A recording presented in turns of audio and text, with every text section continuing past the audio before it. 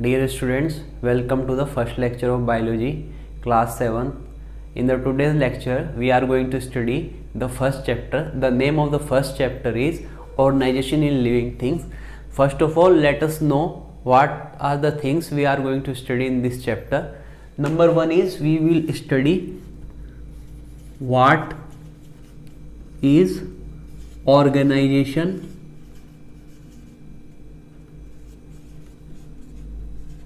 in living. After that we will study tissue, its definition.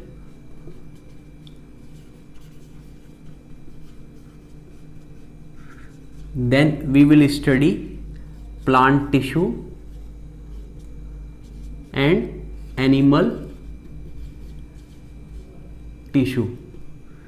These are the three topics which we are going to study in this chapter. So let us start with organization in living things. You all know that living things are made of cells. Cells are the structure and functional unit of life. All living organisms are made of cells. You all know that. So on the basis of number of cells, the living organisms are divided into unicellular and multicellular. In unicellular organism, single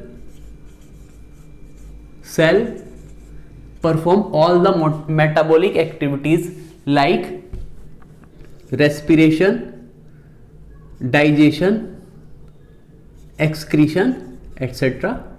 Okay. In multicellular organism, there are millions of cells, and you know, when there are millions of cells in a multicellular organism, all the cells are not in direct touch with the environment. So cells cannot respire if they don't organize themselves and ask some other cell to bring oxygen for them. So what they will do? They will do division of labor with other cell. They will divide the work. Actually, they will divide the work, and that work be divided in this manner. For example, you know RBC, red blood cell. The function of the red blood cell is to transport oxygen to various body parts. But RBC doesn't do the function of digestion. It requires digested food, and that work will be performed by the digestive system. The digestive system will provide glucose that can be absorbed by the RBC as nutrition. This is a kind of division of labor. So this division of labor, this is a kind of division of labor. So this division of labor help a multicellular organism to work efficiently and in a coordinated manner. So in this concept, you see that there is a system that exists within a multicellular organism, and it is a type of order where every cell has to do some function at their level, and these cells together will perform single function, and another group of cells will perform another function, and they will together form another level of organization, that is organ level, and after that they will form organ system level of organization, then they will form organism. So let us write it like, we will start from cell, then we will move to tissue. These are the levels. Then we will move to organ. A large number of organs together form organ system, and organ system forms an organism. Okay, these are the order of organization in a multicellular organism. Now we will talk about tissue.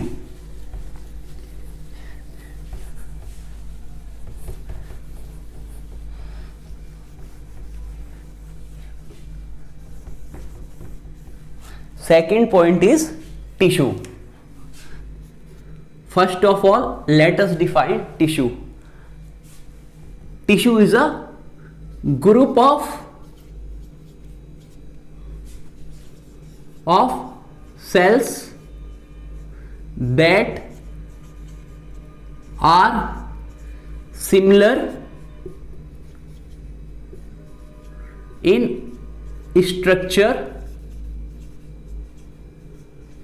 and together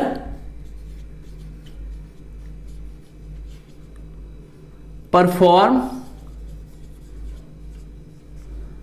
a function. This is the definition of tissue. Study of tissue is known as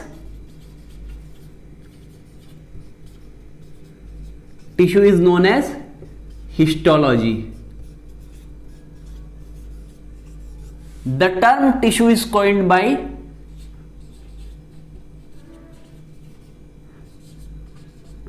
Bichet.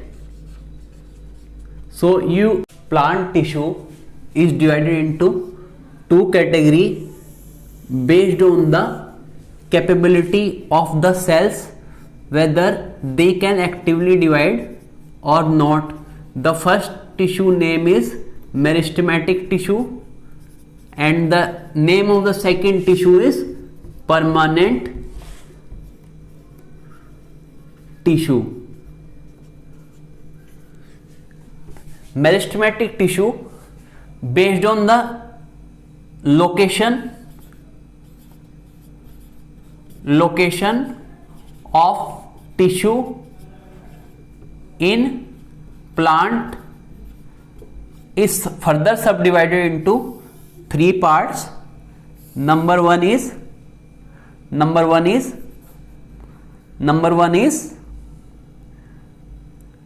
apical meristem,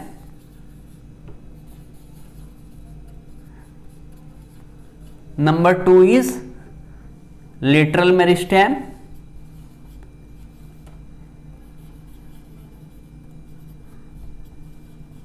and the number three is intercalary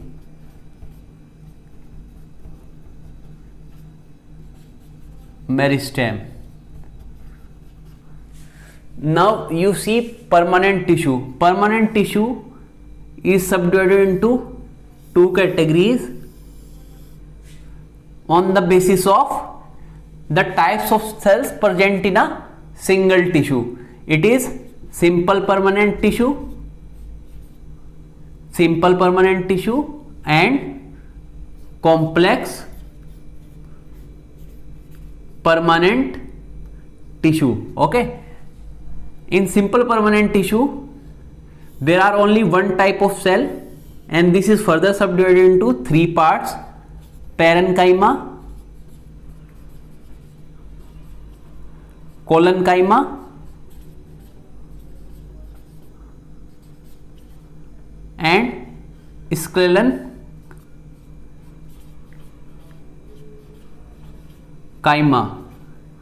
The complex tissue is divided into two types, that is xylem and phloem. Okay, Now let us discuss the characteristic of meristematic tissue. After discussing the characteristic of meristematic tissue, we will try to understand about apical, lateral and intercalary meristem. First character of meristematic tissue is that the cells are similar in structure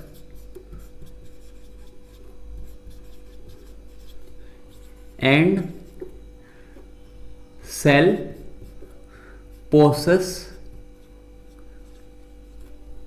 a cell wall made of cellulose which is thin.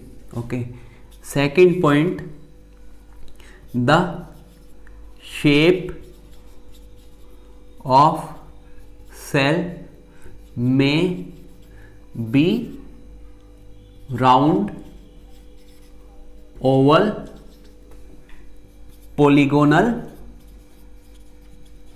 or rectangular. The third point is the cells of the tissue are compactly arranged and do not have any intercellular space. The cells are rich in cytoplasm and has prominent nucleus. Fifth point we are going to talk about is the cells may contain a few vacuoles or no vacuoles at all. These are the 5 characteristics of meristematic tissue. Now talking about the type of meristematic tissue based on location, the first one is apical meristem. In apical meristem, in plants what happen is, suppose this is the plant and it is growing above the plant, above the surface. At the tip of the plant, the meristem found is known as apical meristem, and below the ground in the root, at the tip of the root, the meristem found is apical meristem.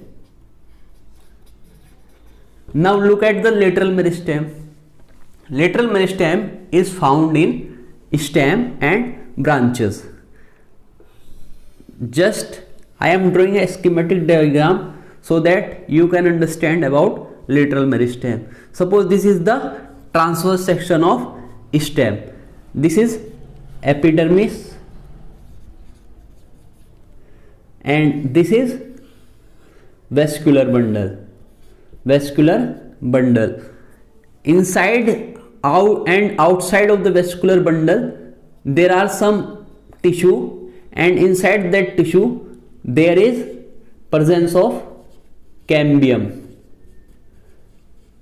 The cambium is the meristematic and the dividing tissue which will increase the girth of the plant.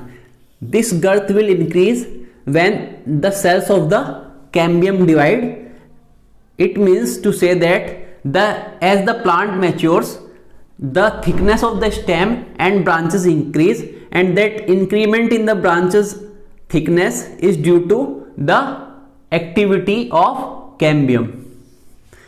The location of intercalary meristem is the internode in plant. Suppose this is a plant and this is a node, this is a node. At this node there is a leaf that will grow, and at this node there is a leaf that will grow. In these both leaves are present at internodes. So at this internode, the intercalary meristem is present in form of patches. The example is intercalary meristem is present in grasses and base of leaf node. Okay. At last, let us discuss the function of meristematic tissue. Function number 1 is meristematic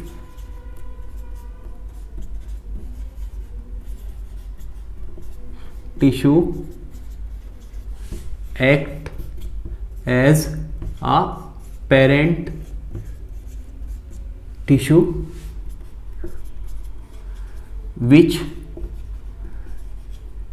result in formation of other tissue.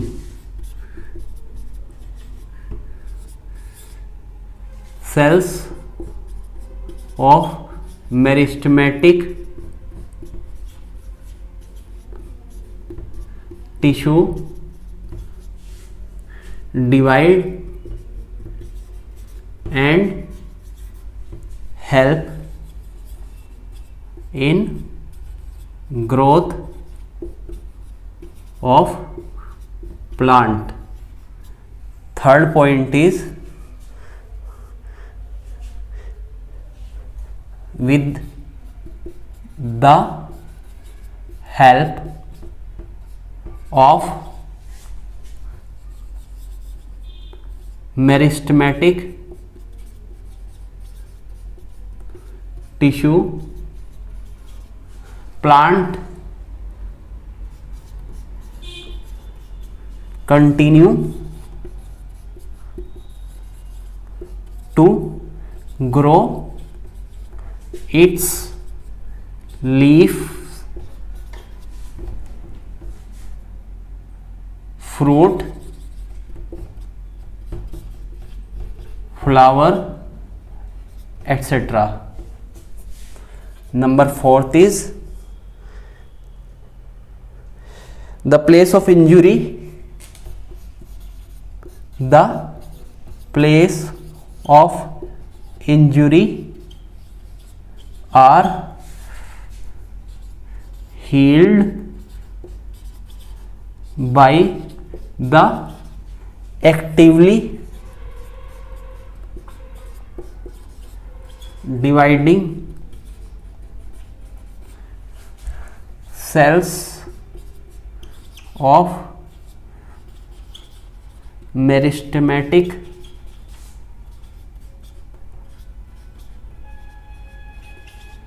tissue. Okay, these are the 4 functions of meristematic tissue. Now let us discuss the other type of tissue in plants, which is permanent tissue. Permanent tissue is of 2 types.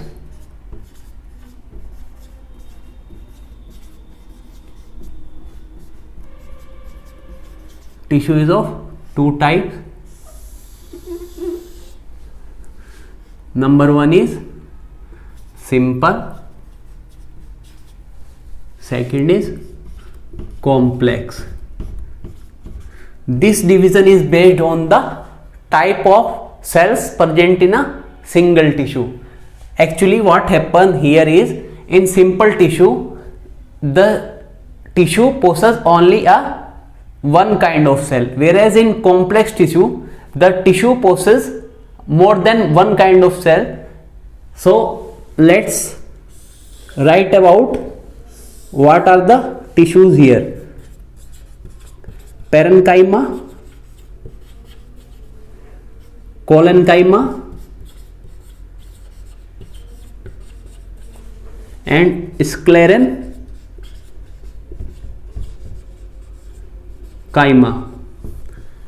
Complex tissue are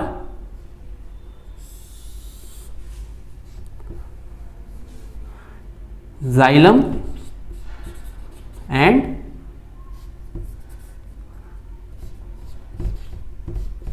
phloem. Actually, the permanent tissue are formed by meristematic tissue through the process of differentiation.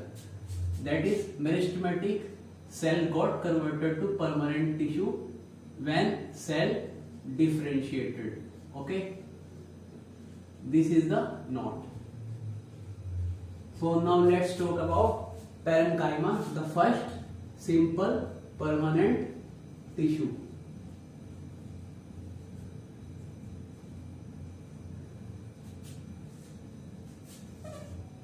Parenchyma forms the bulk of the plant tissue. The cells of parenchyma tissue are oval, round, polygonal or elongated in structure.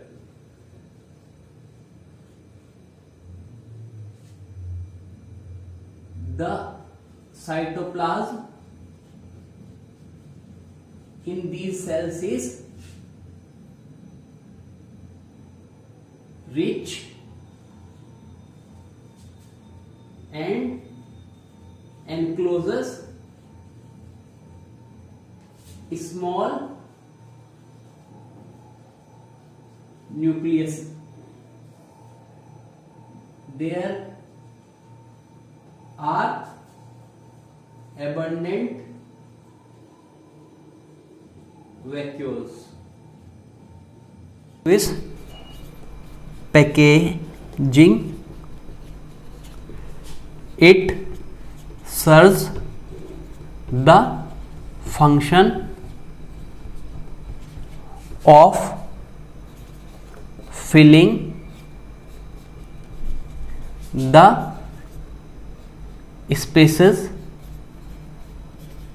that are present in between the tissues. It provides rigidity and firmness to the plant body. The main function of parenchyma is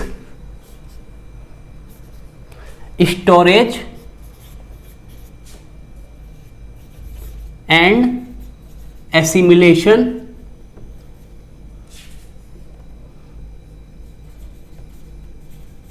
of food. For example,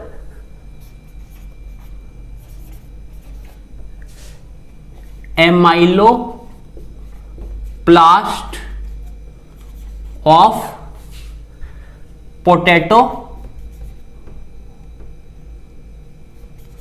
tuber, that is, this amyloplast contain starch.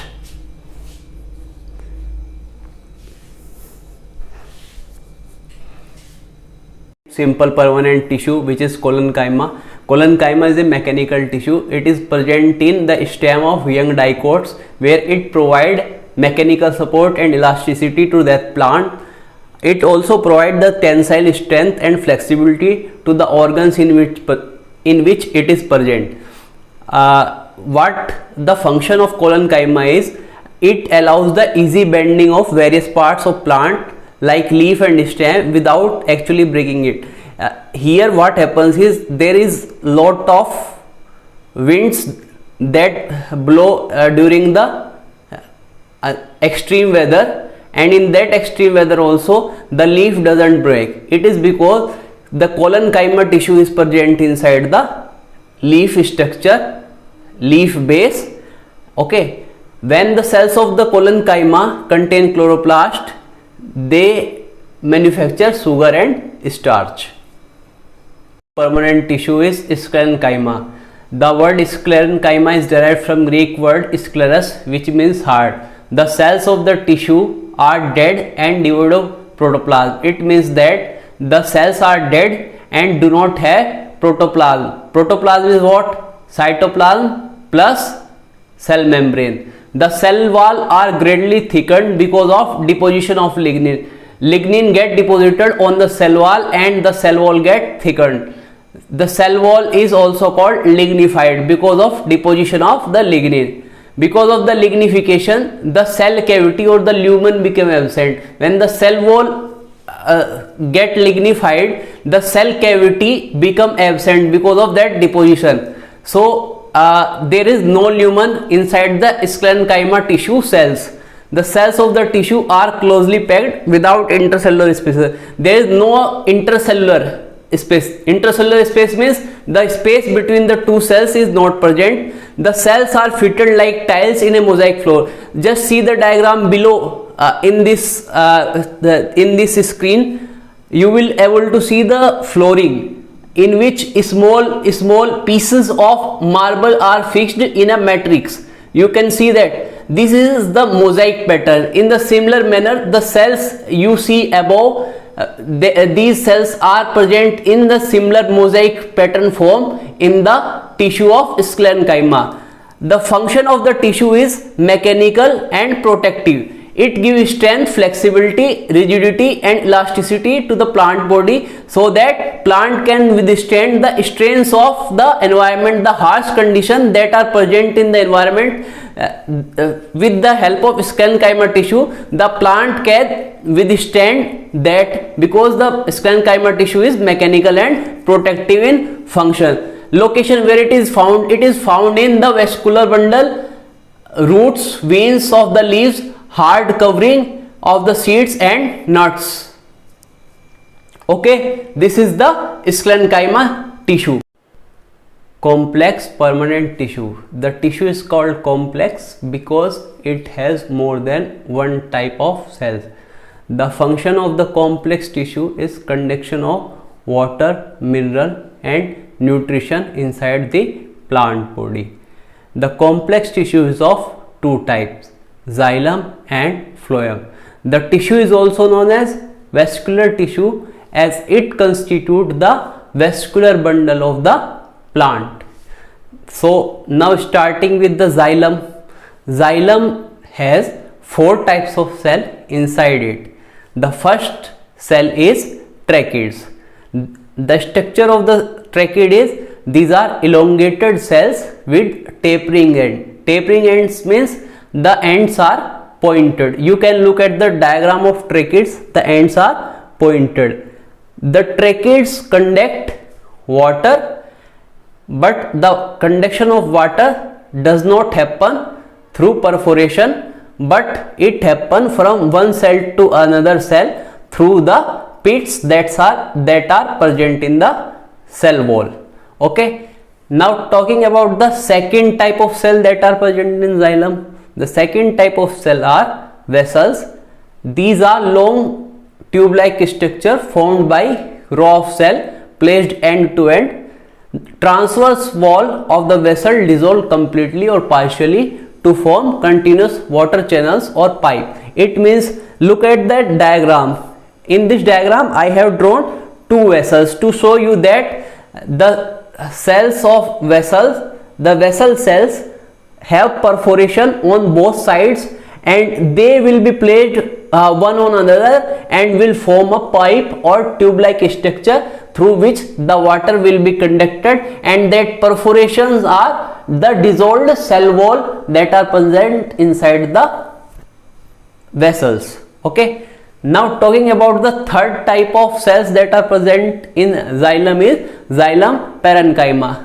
Its function is to store food and help in the lateral conduction of water. Lateral conduction means the sidewise conduction of water into the leaves, branches of the plant. Now the last type of cell that are present is xylem sclerenchyma or xylem fiber.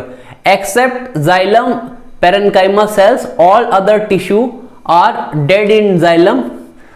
Okay, you have to remember that in the xylem, the tracheids, vessel and xylem sclerenchyma are the dead tissue, whereas xylem parenchyma is a living tissue inside the xylem. Okay, the function of xylem is conduction of water and minerals, therefore it is called the conducting tissue.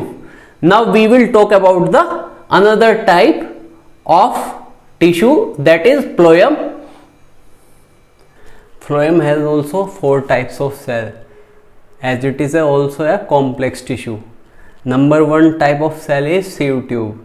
These are slender, means thin cells, and are tube like in structure and also thin walled, placed end to end. That means they are placed end to end, as we have seen in the xylem, that is in vessels we have seen that they are placed one above the other.